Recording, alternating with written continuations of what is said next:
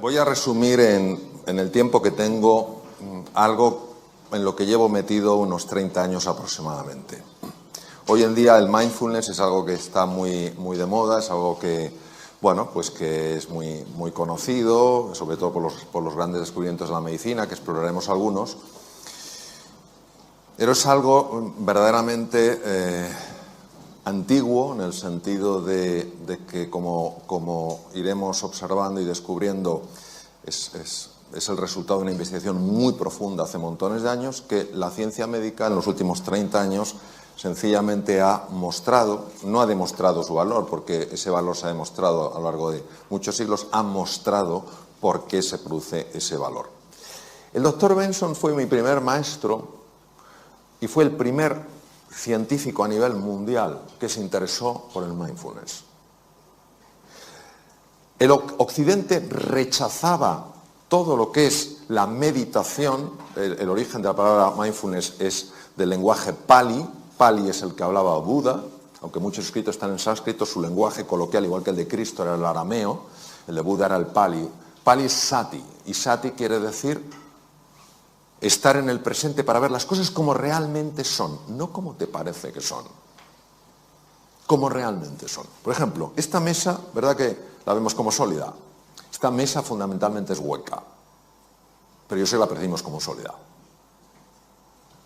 ¿Por qué? Porque los átomos, para que os hagáis una idea de lo que es un átomo tendría, si hacemos una comparación, un átomo sería un balón de reglamento colocado en el centro de Londres, y la corteza, que fundamentalmente es un espacio vacío con algún electrón dando vueltas, sería todo Londres, una ciudad que tiene 50 kilómetros de diámetro.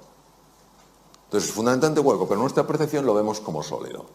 Bien, entonces, el doctor Herbert Benson fue el primero que se interesó, porque casi nadie en la ciencia, en el mundo de la ciencia, se interesaba por esto, que era budismo, taoísmo, zen, cosa de, bueno, de gente que les encanta el incienso, las panderetas, las campanillas, tin, tin, tin, tin, tin, no sé qué, el rasurado de pelo, etcétera, etcétera. Dijo, ¿y si hubiera algo más? Y este hombre, ¿por qué le interesaba saber si había algo más? Porque él estaba muy preocupado con sus enfermos. Él, como cardiólogo muy reconocido en la Universidad de Harvard, se encontraba con el problema de que había muchas personas que tenían hipertensión arterial y que la medicación no era suficiente. De repente se enfadaban con alguien y se disparaba su tensión. Y claro, si te dispara mucho la tensión, ese es el problema que puedes tener. Que te rompe un vaso sanguíneo, en fin, un infarto, un ictus, lo que sea. Dijo, tiene que haber otro sistema. A ver, ¿qué pasa cuando uno se hace una pregunta e insiste en su pregunta? ¿Qué pensáis que pasa?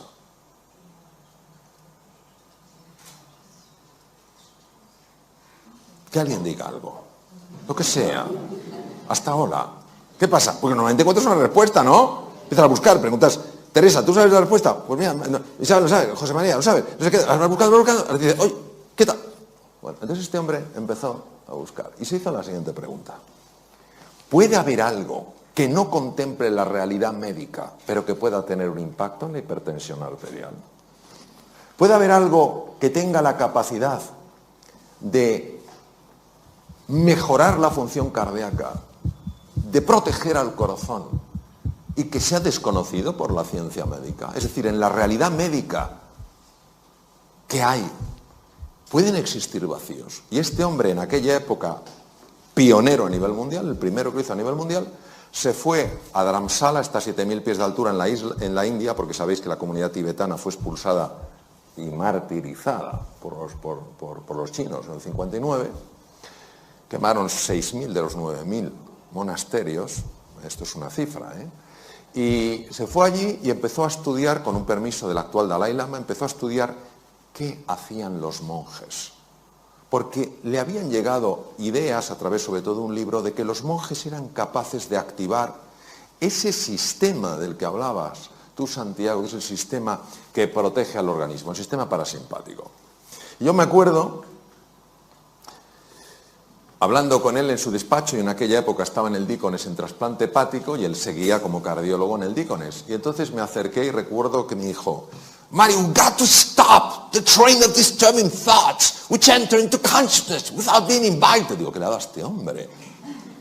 Tenemos que parar el tren de pensamientos perturbadores que entran sin nuestro permiso en la conciencia. Yo en aquel momento, un joven cirujano, interesado por estos temas, pero sorprendido, dije, ¿pero qué tendrán que ver los pensamientos en todo esto? Y él me dijo en su despacho, mira, yo entreno a los enfermos que van a cirugía cardíaca en esta metodología que aprendí en el Himalaya. Y sabes el resultado, que cuando están en la UBI, inconscientes, intubados, su corazón tiene muchos menos problemas y muchas menos arritmias que si no se han entrenado. Y lo que les altera es la mente. Claro, este fue el primero que me puso una luz delante de los ojos y dijo, ¿de qué estamos hablando? Entonces empecé a tirar del hilillo, claro. Todos nosotros, cuando estamos cómodos, cuando estamos con buena salud, cuando estamos tal cual, bueno, pues la vida transcurre, discurre y fluye. Pero llega un momento en el que aparece algo que perturba nuestra vida, una tormenta. Puede ser de salud, puede ser un desengaño, puede ser una pérdida económica, puede ser mil cosas. Aparece una tormenta en nuestra vida. Y aquí entra un patrón reactivo típico del ser humano. Pero no del Homo sapiens sapiens, sino del Homo demens. De eso que decía el príncipe Gautama Siddhartha, Sakyamuni Buda, que teníamos perturbado. De eso que hablaba Lao Tzu, que no funcionaba bien en la mente. ¿Qué ocurre? Pues que emprendemos un proceso de enfrentamiento a eso que nos pasa. Nos enfadamos, nos ponemos de los nervios, empezamos a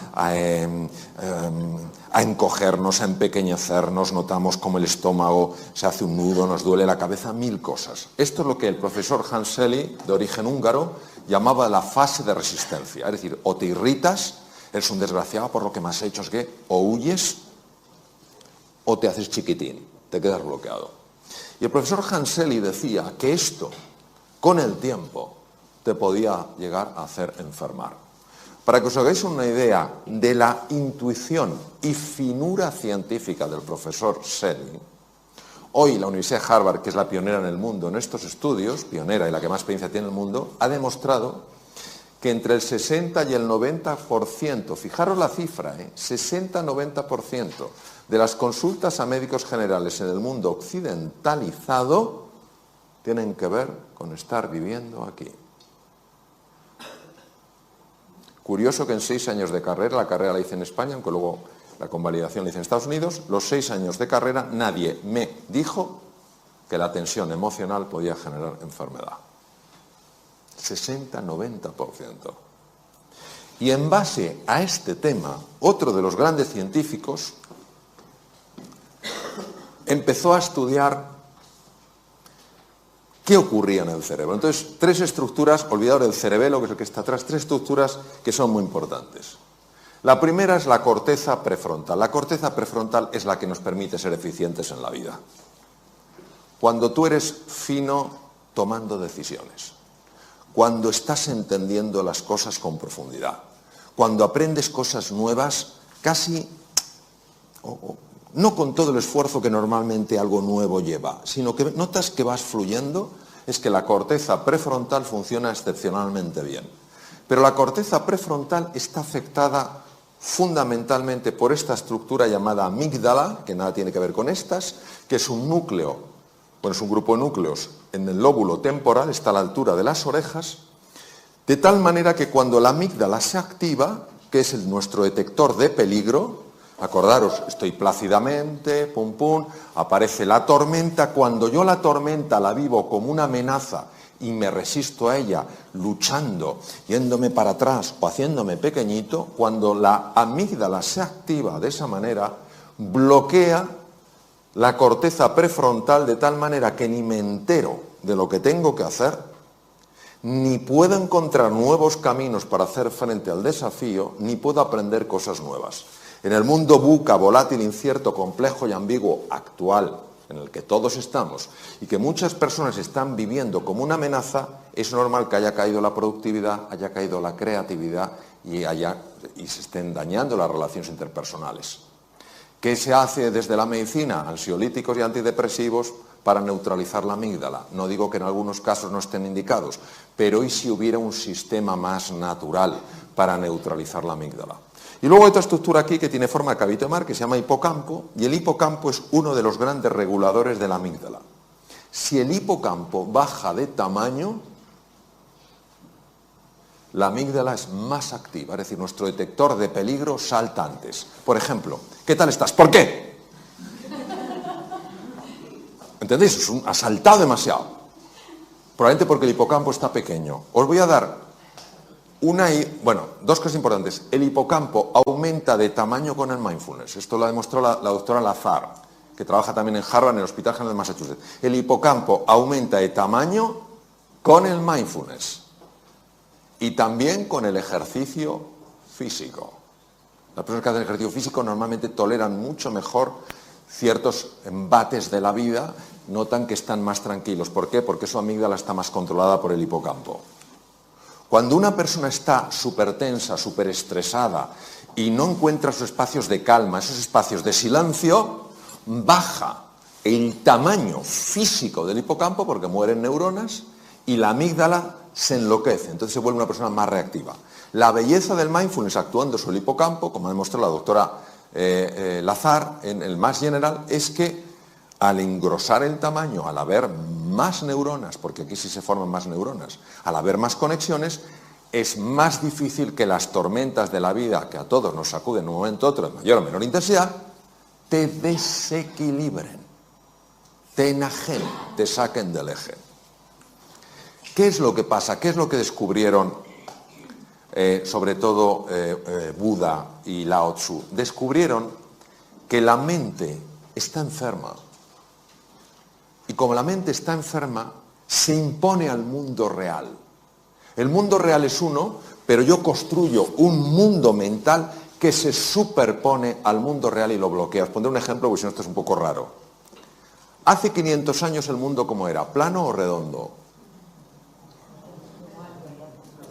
Alguien que es muy así dice, yo igual.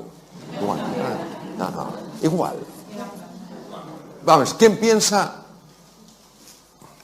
en todas las salas que hay? Que levante la mano quien piense que hace 500 años el mundo era plano. Muy bien. Que levante la mano quien piensa que el mundo era redondo. Muy bien. Vamos a ver. Es que todos tenéis razón. El mundo era redondo, siempre lo ha sido. Desde hace 10.000 millones de años, la Tierra es redonda. No tiene forma de huevo. No es un plato, es redonda. Pero vivíamos como si fuera redonda. No, vivíamos como si fuera plana. El mundo real era redondo, el mundo mental era plano. ¿Cuál se impone? El mundo mental. Nadie, salvo Colón, se atrevió a cruzar aquello que era el límite. Y entonces, el que descubrió que el límite era el comienzo.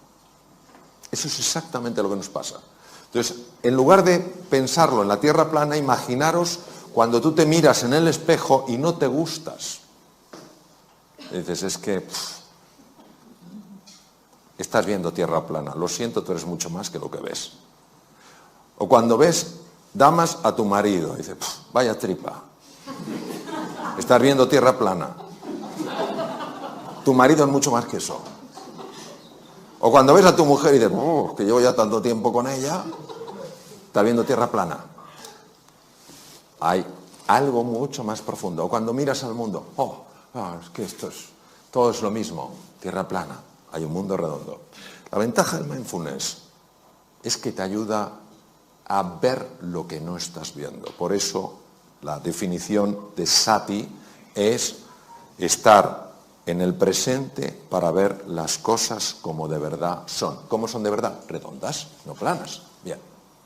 Este es otro de mis maestros, Judson Brewer, que además toca maravillosamente el violín, y ha descubierto una cosa fascinante. Ha descubierto que tenemos un sistema que nos tiene atontados a todos. Estamos dormidos sin darnos cuenta, y todos conocemos el sistema.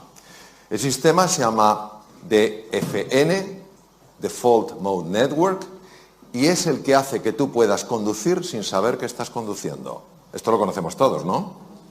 Pero dices, ¿será posible? O sea, estoy pensando en 1000 cosas y sin embargo, como que el coche va solo, ¿sí? Pues que sepamos que esto aumenta significativamente la posibilidad de tener un accidente. significativamente. ¿Por qué? Porque ¿dónde no estás? En el presente. ¿Dónde estás?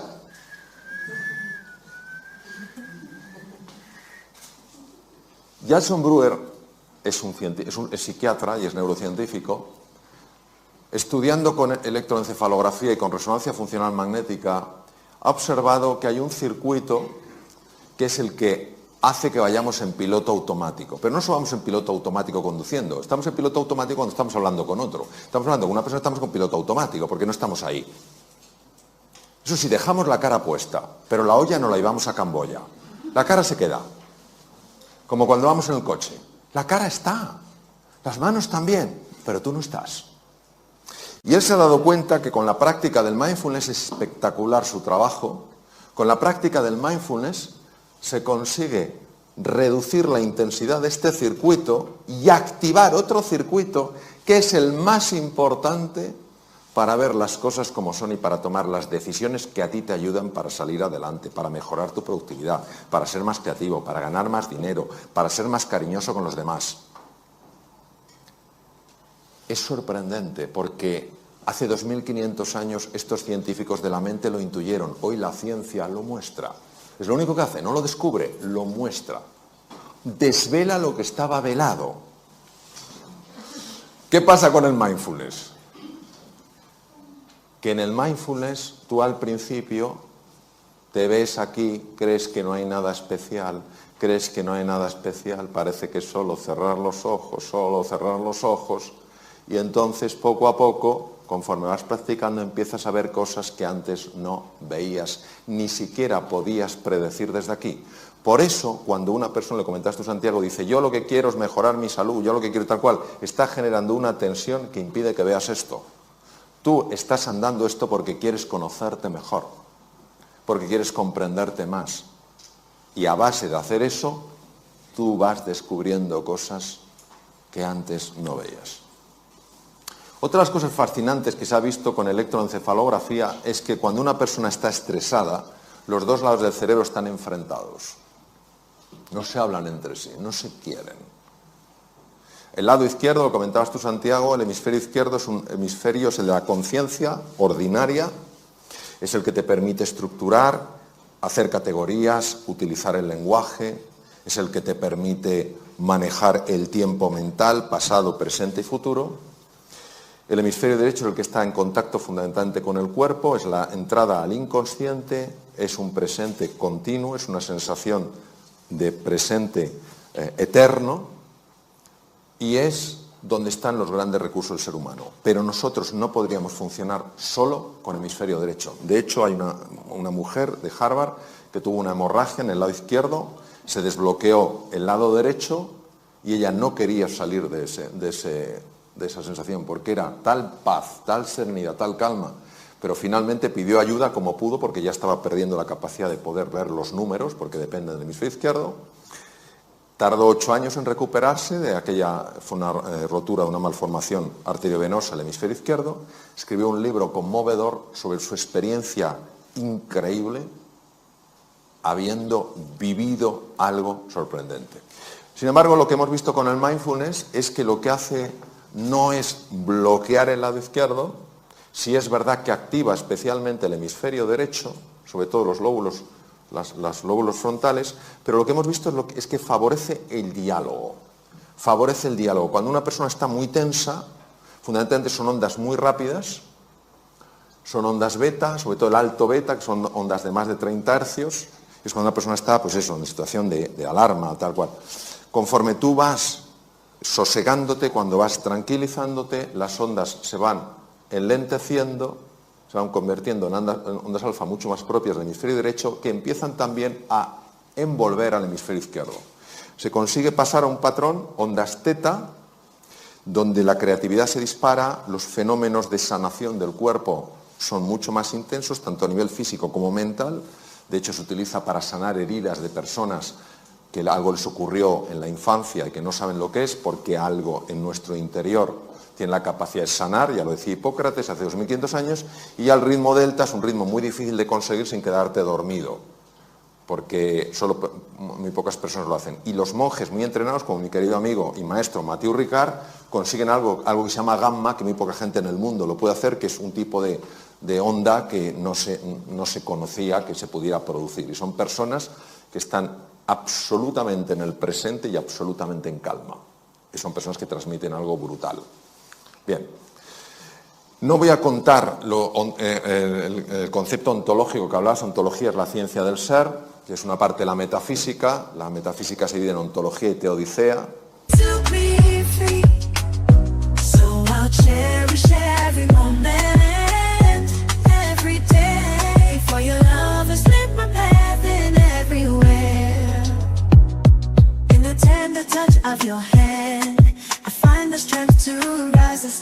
Through every trial, every tear we've shed, your love's been the shelter where I find my bed. For your love's been my anchor, life's stormy seas, a beacon of hope guiding me to be free. So I'll cherish every moment, every day. For your love has lit my path in every way. With gratitude in my soul, I'll sing this song. For the love we share is steadfast and strong. Entonces, sí voy a hablar de qué hacen los pensamientos. Los pensamientos son como olas en el mar. Llega un momento en que pueden ser tremendamente perturbadores. ¿Qué es lo que hace el mindfulness? El mindfulness lo que hace es te convierte en un submarinista. Es decir, si tú estás aquí, te están los pensamientos y van como una ola. Cuando nos hemos bañado en aguas un poquito agitadas, sabéis que es que no tienes nada que hacer. La ola te iba para aquí, te iba para allá, etc. Pues igual los pensamientos. Empiezas a angustiarte por el futuro, empiezas a lamentarte por el pasado y te van para acá, para allá. Entonces, lo que hace el mindfulness es no luches con los pensamientos. Pero fijaros, por eso cuando dicen, no, es que el mindfulness lo que hace es que la mente no produce pensamientos. ¡Qué tontería! La mente dualista sigue produciendo olas y tú no te enfrentas a la ola. No, yo no tendría que tener este pensamiento, yo tendría que... No, tú lo que haces es te metes bajo el agua. ¿Qué hacemos cuando estamos en la playa, cuando estamos nadando y viene una cojola? ¿Hay alguien que diga, ¿a qué no puedes conmigo? No, ese grado de estupidez no existe. ¿Qué hacemos todos? Nos zambullimos porque la ola pasa por encima. Pues lo que hace el mindfulness es te zambulle, te mete dentro. Entonces observar que cuando estás un poquito más abajo y miras hacia arriba, claro que ves los pensamientos, claro que ves las olas, pero ya no te arrastran. Ya estás en estado de meditación, ya estás en estado de profundización. Y por eso, como el mundo mental genera tanta distorsión, al estar aquí, empiezas a notar una recuperación, una revitalización que no se puede experimentar arriba. Conforme tú vas entrando, va cambiando el patrón de ondas alfa, ondas teta, ondas delta. Llega un momento en el que empiezas a tocar, y lo digo por experiencia, el fondo del mar. Y cuando tocas el fondo del mar, esto no se puede describir, o sea, se puede describir, pero es algo de tal rotundidad que puede darte una fuerza para tomar una decisión tremendamente difícil. Te puede dar una claridad que no sabes de dónde ha salido, pero que ahora la tienes y antes no la tenías. Es verdad que en el fondo del mar empiezas a ver talentos que no sabías que tenías, y es verdad que...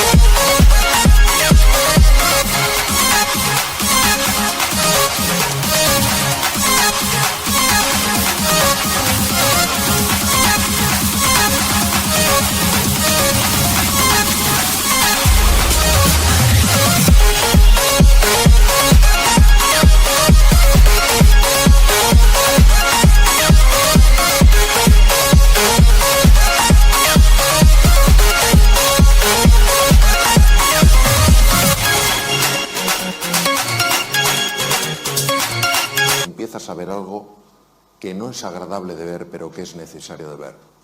Empiezas a ver que algunas de las cosas que más te molestan en la vida las estás provocando tú sin saber que las provocas. Porque nosotros somos todos muy hábiles viendo el efecto de las cosas, pero no viendo la causa. ¿Me entendéis a que sí? Cuando tú lo ves, ¿es una mala o una buena noticia? ¿Qué me decís? José, tú que eres un jurista de primer nivel mundial, ¿el desconocimiento de la ley te exime de su cumplimiento? No. Me decía, esperaba una pregunta más compleja. Me mira diciendo, no, más de mi nivel es lo que doy, José. Bien, pues lo mismo. Que tú no sepas que estás causando eso no evita que sigas experimentando los efectos de eso.